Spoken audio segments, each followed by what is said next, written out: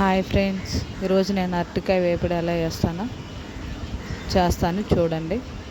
3 table spoon oil పోసి 2-3 ఎల్లుల్లిపాయలు చితక్కొట్టి వేసి వేగినాక కొన్ని పోపు దినుసులు వేసి కలపాలి.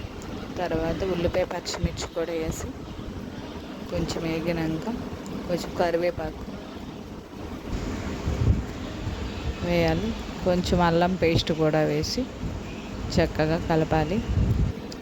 కలిపినాక అరటికాయ ముక్కలు పసుపు ఉప్పు వేసి ముక్కలు కట్ చేసి పెట్టింది తీసి వడకట్టి జల్లుడితో తీసి వేయాలి. వాటర్తో వేయకూడదు. చక్కగా వేసి స్లో ఫ్లేమ్లో బాగా కలపాలి.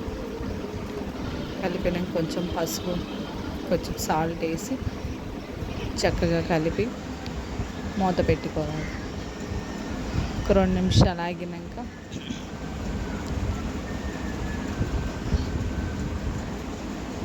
చక్కగా మగ్గిన దాన్ని చక్కగా కలపాలి. స్లో ఫ్లేమ్లోనే పెట్టాలి, ఎందుకంటే అది ఊరికనే అంటుకుపోతూ ఉంటుంది. చక్కగా కలిపినాక కొంచెం కారం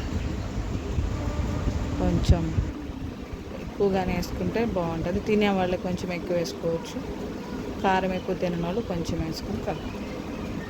కొంచెం గరం మసాలా వేసి కలిపి కొంచెం మూత పెట్టాలి. మూత పెట్టి ఫైనల్గా తీసి చూస్తే అరటికాయ ఫ్రై రెడీ.